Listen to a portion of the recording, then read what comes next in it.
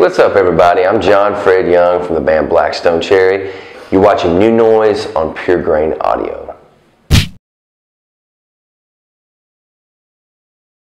We recorded the record in our hometown, Ben is from Glasgow, Kentucky, and we're from Edmonton, Kentucky. So they're right next to each other, and we kind of like share the two, counties as our hometown. So got to work with David Barrett, who's our great friend and engineer from back home, and it was cool getting to work with David again because we did the first record with him, and he's such a smart guy, and like all his gear is just all analog, and of course we recorded the Pro Tools, but it was cool, man. Like he's got 4 channels of the original EMI board that was at Abbey Road.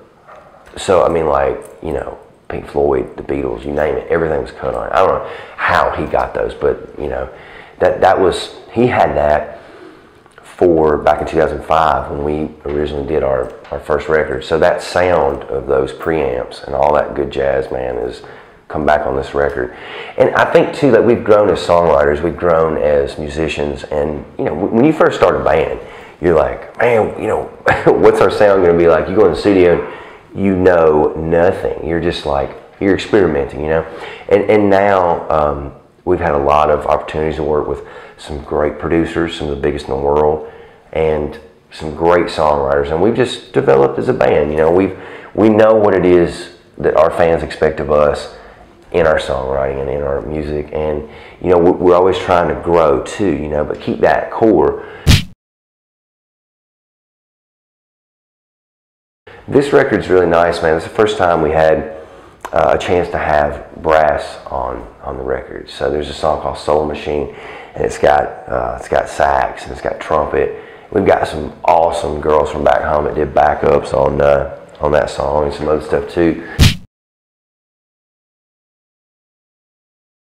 It's fun, and we had like buddies of ours, local musicians from back home that tear it up, come and play organ. Our buddy Paul did, and it's just cool, man. It was a great vibe being home, having our families, we've all got kids now, having our kids in the studio running around, tearing stuff up, and like our families. It was just a good, relaxed vibe.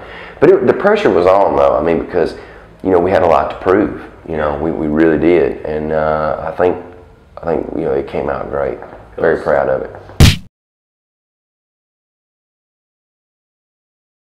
Really excited, man. We just got the video came out yesterday for In Our Dreams, and that's the lead track off the album.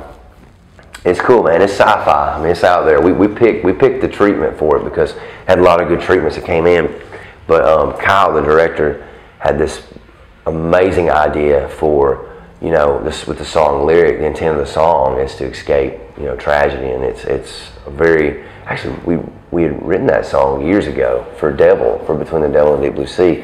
It never got picked as a track because they thought it was too heavy, and it made it on this one. So it is heavy. I had a buddy from back home who's he's more into country music. He sent me a text. He goes, man, this is like Metallica. I'm like, well, that's good. That's a plus. So.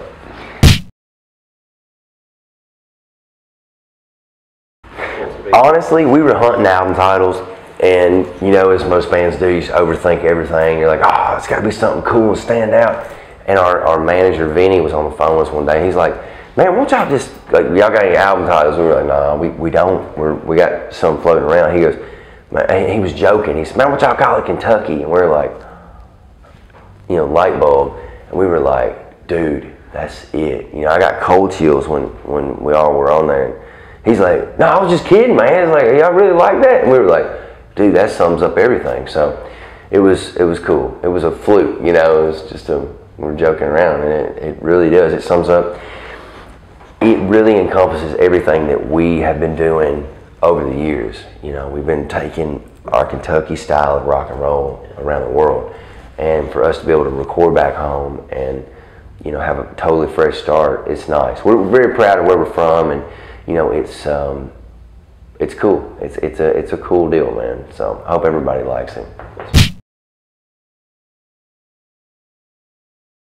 Man, we're gonna be busy this year. We're going to Australia this year. First time ever. We're coming back in the later part of this year over here and to England, and just touring throughout Europe. We got a tour coming out in the States with Buck Cherry, doing a great tour with those guys. Love those guys to death. Great friends. And then, man, just trying to tour this record.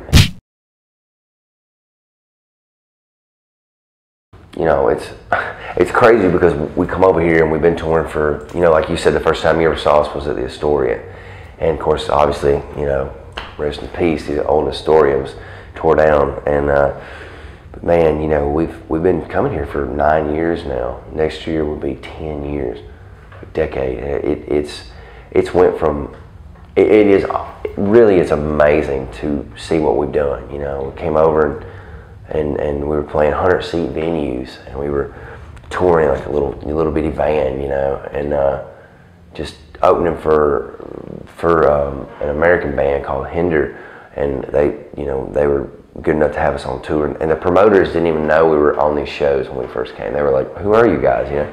So it's really cool to be able to watch things grow and open for White Snake and Def Leppard when we did that tour in '08, the Nickelback tour in '09, and we went out with Alter Bridge in '11, and it was cool doing those arenas and being that band opening, and then last year was our first headline arena tour, and man, when they told us, of course we did download, we've done download, and everybody always is so welcoming to us, and we've done Isle of Wight, Hyde Park, so many festivals, man.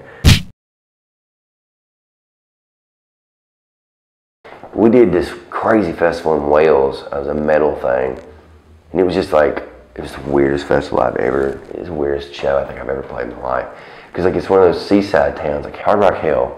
So that was the craziest show. Show was killer. I mean, it was great. Fans were awesome. But I remember we were staying in this 1960s hotel beach apartment, and it was the weirdest, I don't know how to describe this, but it was almost like I imagine being in a comic book in real life, because everything was so clinical, and it was weird. But the show was awesome that day. I mean, met a lot of great bands and done so many crazy shows over here, man.